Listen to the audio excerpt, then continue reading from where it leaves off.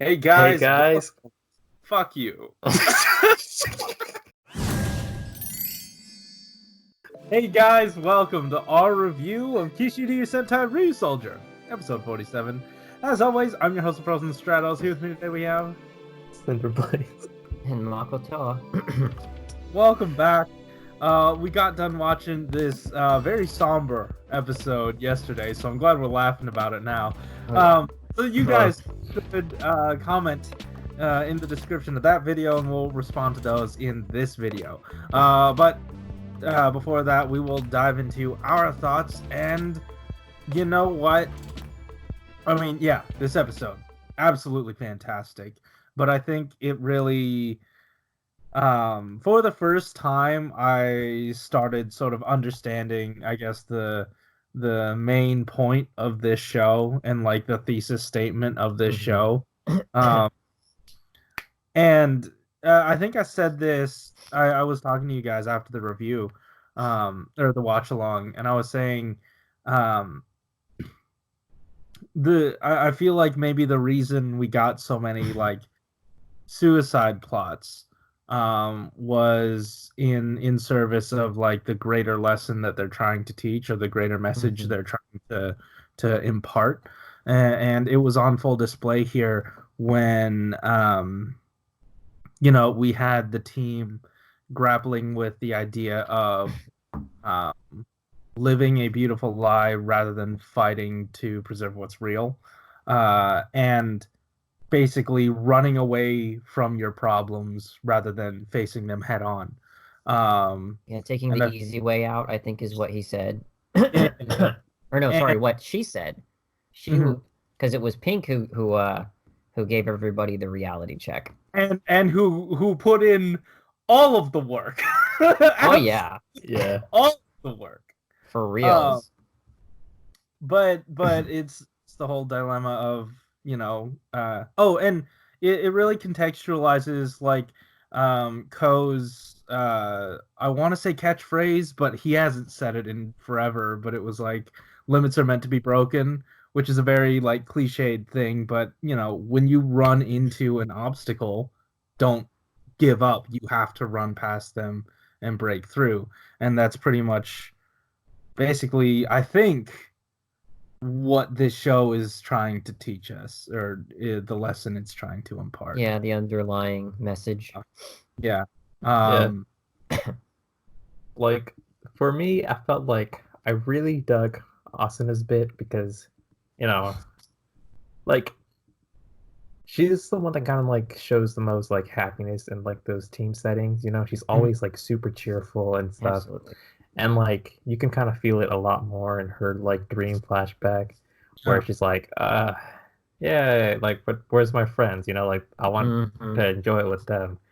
What are all these old dudes doing here? Yeah, like Red was literally stuck in hell with Nada playing fucking ping pong.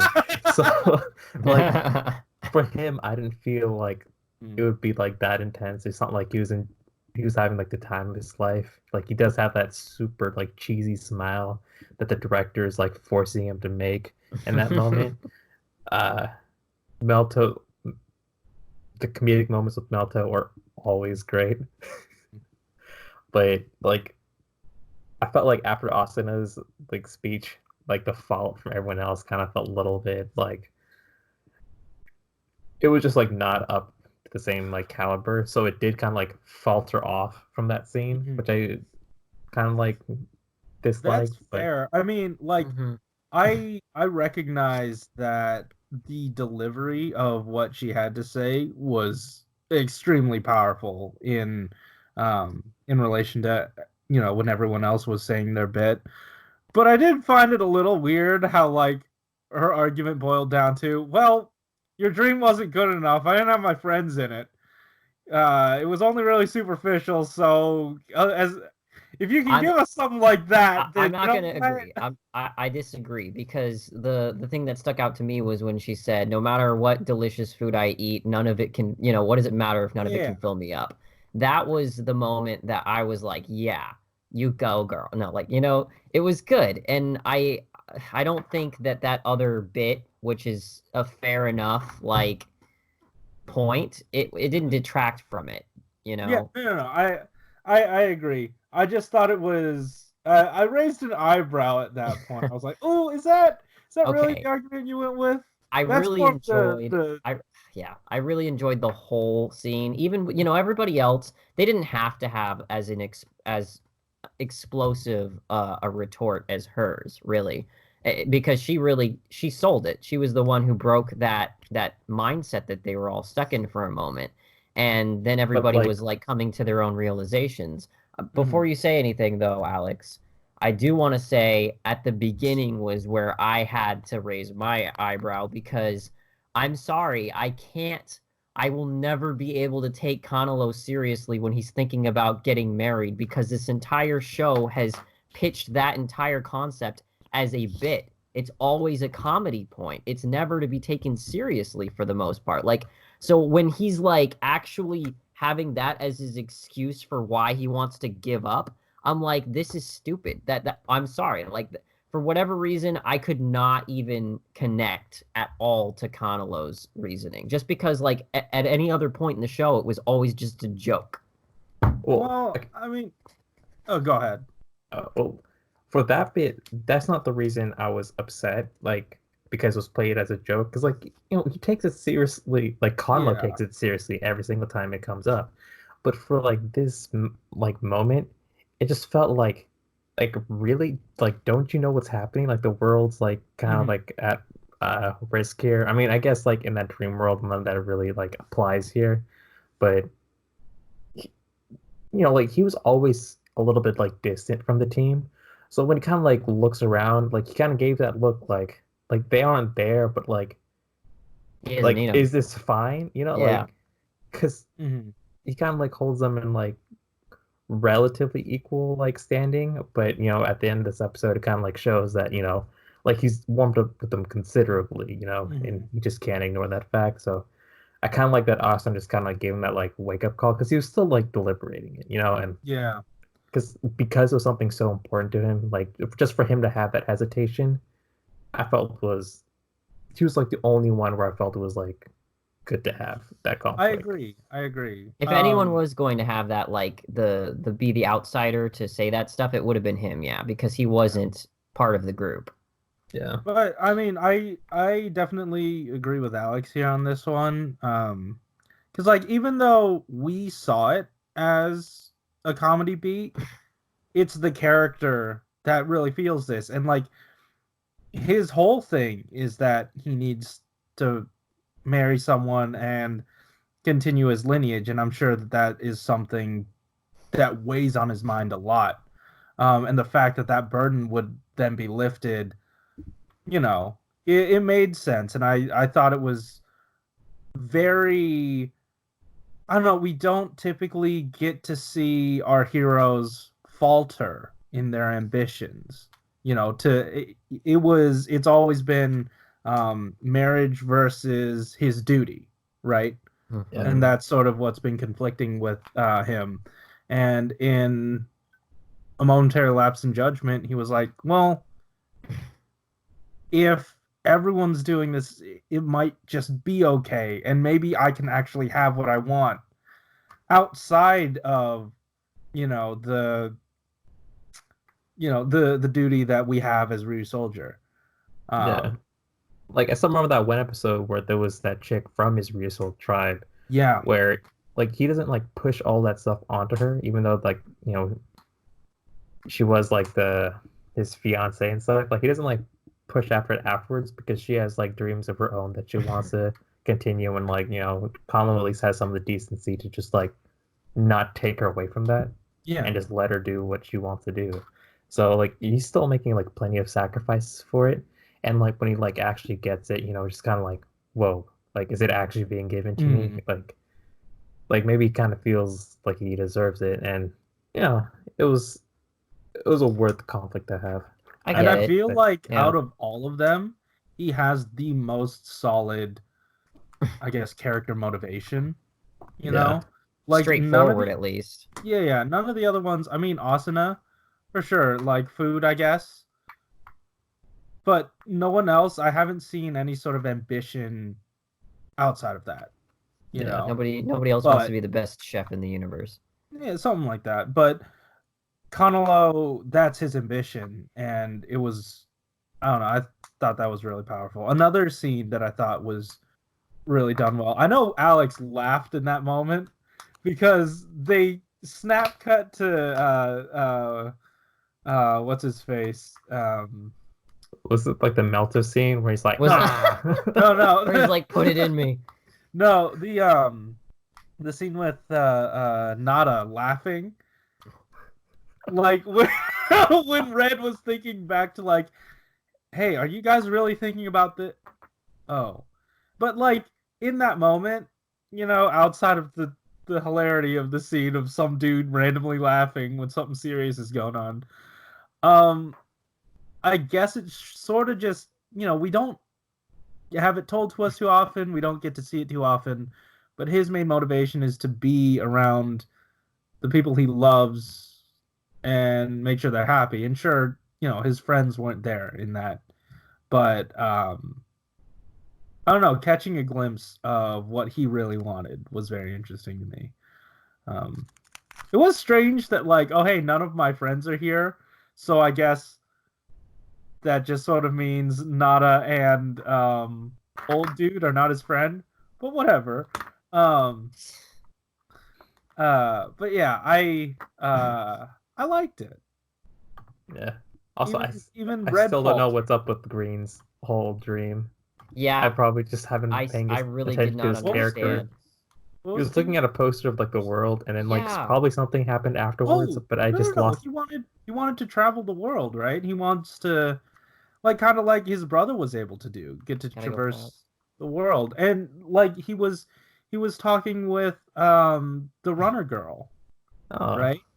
And she, I don't know, Wow, like I they were forgot. talking about, she brought it on to him something like, oh hey, what do you want to do after this big thing, you Oh, know, big right. thing that's in yeah, your way? What do you want to do? So I thought that was fine. We don't get reminded of it too often, you know, or at yeah, all. Maybe just the Mm-hmm. one It time. was that one time, Yeah. pretty much. Huh. So I think it all worked yeah. That's really pretty well. trippy. Yeah. Also cinematography carried on from last episode really good. It wasn't quite as dramatic, but we didn't have those like that Yeah. I really didn't like. So I'm happy for it. Caught all Yeah, the actors at their good angles, right, Alex? Absolutely. yeah. And I was kind of dreading this episode because I felt that the Eras Precious like combination would look super ugly, and it was a little ugly. I'm not gonna like give I it all disagree. that, but like it looked good. Like aside from like the face, yeah, Yeah, it's got it looked pretty good. Looks like what you would expect that brown ball Also, to turn into. yeah. Also, the scaling this episode and how they were able to use it throughout, Oh boy.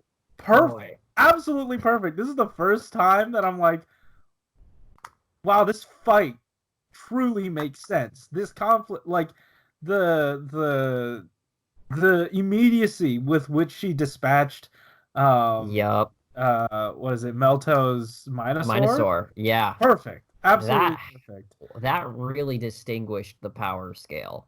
It was Yeah. like, uh-oh. I I One-shotted. loved it. And having Eris scorch the earth and then shift them over to the rock quarry that they're usually in. Perfect.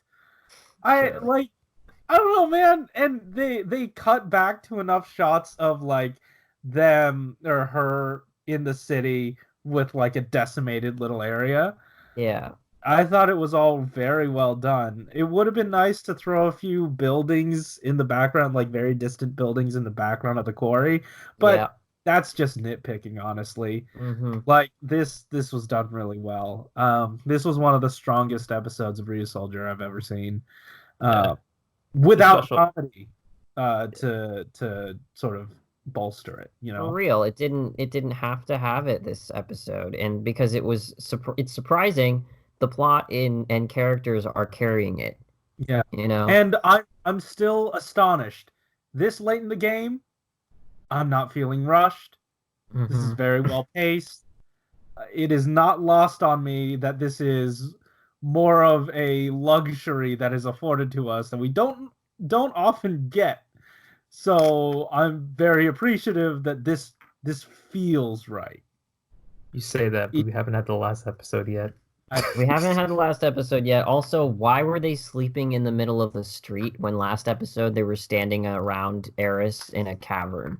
Don't you worry about it. Guys! Did you have anything else you wanted to say before we dive into our comments this week? Yeah. So the reason that they're like not in there anymore is because like that area was like a special place where Eris was like sealed. And like the second the seal became undone, I think like that whole like sealed catacomb thing just like stopped existing, so just kind of got whooshed out. You know, like it happens in every video game ever. So I'm totally fine with them just like randomly being on the streets. I mean, like Tori is on Fridays.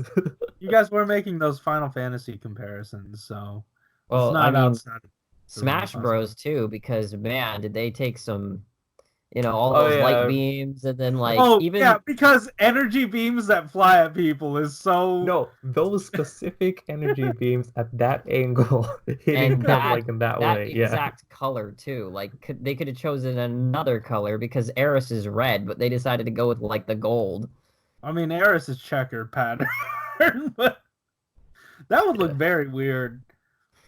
Oh wait, also Weisel. Yay, Weisel! Weisel, that was great seeing him and Booger Boy reunite. Yeah, and like at the end when he woke him up, got sucked in and then came back out, and then Weisel's like, "Hey, buddy, I'm over here." Yeah, over here. And his character motivation for why he needs to fight Eris. Yeah. Nobody's awake to. I love those two so much. I'm so happy that they're alive again. So yeah, let's dive into our comments, and we've only got one this week from Double the Unknown. The opening scenes would have been more powerful if we hadn't had all those trials in the series, but the rest of the episode was amazing. That was true. At the top of the episode, I was like, "Oh no, it's trial season again!" Oh boy. Oh boy. Oh yeah. No, episode was great. Thank you for bringing back the trials. That's fantastic. Yeah. So guys, that was it. Yeah. I think is next week the end of RyuSoulger? I would assume so. They spoiled the giant attack. Yeah. If it ends next week, which I think it does, we're gonna have Toku Week! So you're getting tons of content every day, at least one watch along and review. Wednesday, Thursday, Friday, Saturday, leading up to and Sunday, leading up to the premiere of Kira Major, and then also just the regular episode of 01. So Monday and Tuesday would just be watch along day and then review day as usual, like you do. So yeah, guys, thanks for watching. Tell us in the comments down below what you thought about our thoughts, about your thoughts. And yeah, subscribe if you haven't already. Thanks for watching. Keep it juicy. Yep. See ya. Later. Whew. Stuck the landing on that one. I was afraid I wouldn't have enough to say. Yeah, I definitely didn't. That first point across. Needed constant reminders.